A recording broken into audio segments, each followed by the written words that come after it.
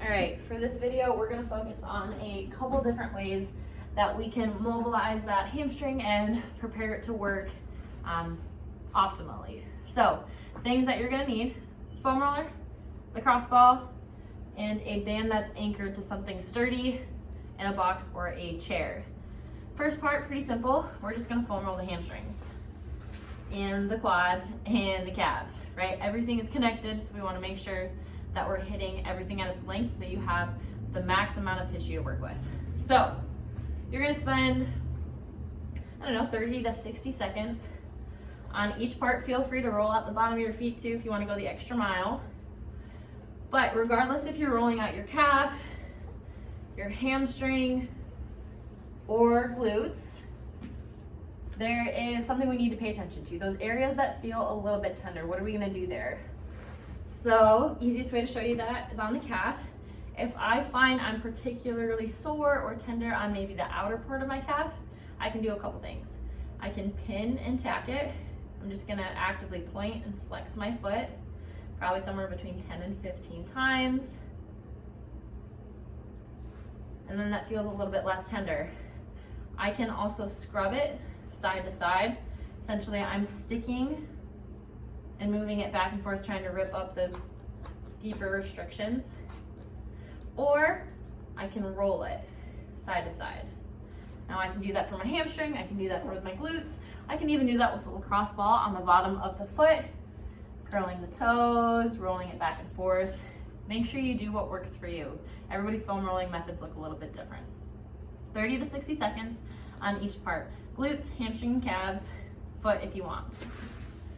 With the lacrosse ball, there's two spots we're gonna hit: behind the knee and right where the glute and the hamstrings kind of cross at the hip. Behind the knee, what that's gonna look like, you're gonna pin it, grasp with your hands. Again, we're gonna do that active point and flex movement. You can do this with a single lacrosse ball, you can do it with a double lacrosse ball. You can rotate it slightly to the side, maybe get a little bit more of that outer calf. Essentially, we just want to warm up that junction where hamstrings and calf meet. For where hips and hamstrings meet, we're going to almost sit on that if you picture a pair of jeans where that bottom of your pocket is. So you've got your sit bone of your pelvis. We're going to go right in front of that. Now I can do this on the ground. I'm going to kind of scrub it back and forth. I'm using my hands to take off some of the pressure. Sliding back and forth, sliding side to side. And then I found a really good spot, so I'm gonna just take some deep breaths in and out of my nose. Try to convince the tissues to relax around that ball. You can also do this one sitting in a chair, but on the ground works just as well. And then lastly, we can take the lacrosse ball behind the hip if you're looking to hit a little bit of extra glute work, and we're just rolling it side to side, wiggling the upper leg around it. Do what works for you. So we've prepped the muscle, we've prepped the area where the muscles connect and interact with each other. Now we have to look at the joint itself. So we're going to be focusing on that capsule. And how we do that, I've got a thicker band attached to a stable surface. I'm going to put that up as high as I can up in my groin without pinching anything off or making it uncomfortable. I've got a box slightly in front of me. The leg that the band is around is going to be slightly positioned in front, so a little asymmetrical stance. My hands are down, and all I'm going to focus on is bending and straightening that knee. I'm going to do about 30. What this is going to do is just kind of stretch that upper capsule right around your hip in the back, that nice little posterior glide.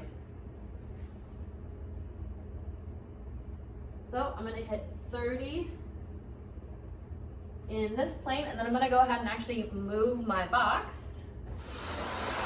Do the same thing, but with a nice little lateral glide.